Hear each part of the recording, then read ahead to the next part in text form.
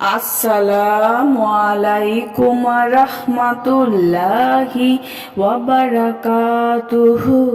সুপ্রিয় সম্মানিত দর্শক ও শ্রোতা, আশা করি মহান রব্বুল আলামিনের দয়ায় আপনারা সকলেই ভালো আছেন।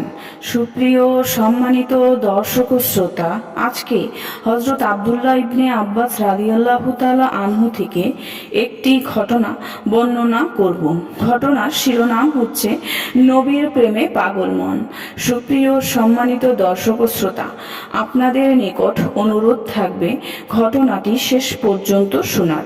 পঞ্চম হিজরির ঘটনা। হযরত আব্দুল্লাহ ইবনে আব্বাস রাদিয়াল্লাহু তাআলা আনহু বলেন, গাজওয়ায়ে আহজাবের বছর আমি এবং আমার বড় ভাই ফজল সহ কুরাইশের কয়েকজনের সঙ্গে হিজরত আরম্ভ করলাম। লক্ষ্য আল্লাহর রাসূলের সাক্ষাৎ। আমার সঙ্গে আমাদের গোলাম আবু রাফেও ছিল। চলতে চলতে আমরা আরাজ নামক স্থানে পৌঁছে গেলাম। এখানে এসেই গন্ডগোল লেগে গেল। কখন আল্লাহর রাসূলকে দেখব এই অস্থিরতায় এমনিতে রাস্তা শেষ হচ্ছে না। আবার গেলাম রাস্তা ভুলে। যাব বাকুয়ায়, চলে গেলাম জাসায়, সেখান থেকে বনি আমর ইবনে আউফে চলে গেলাম।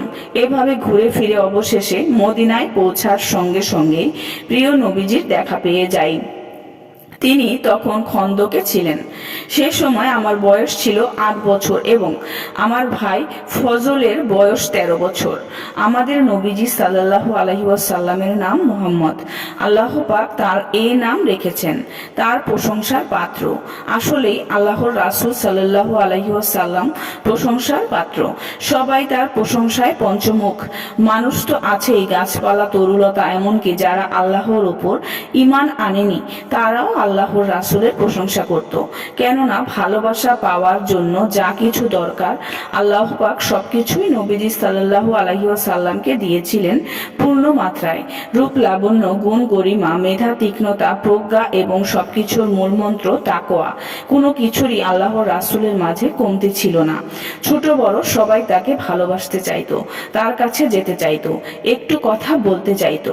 হযরত ইবনে আব্বাস রাদিয়াল্লাহু তাআলা আনহুর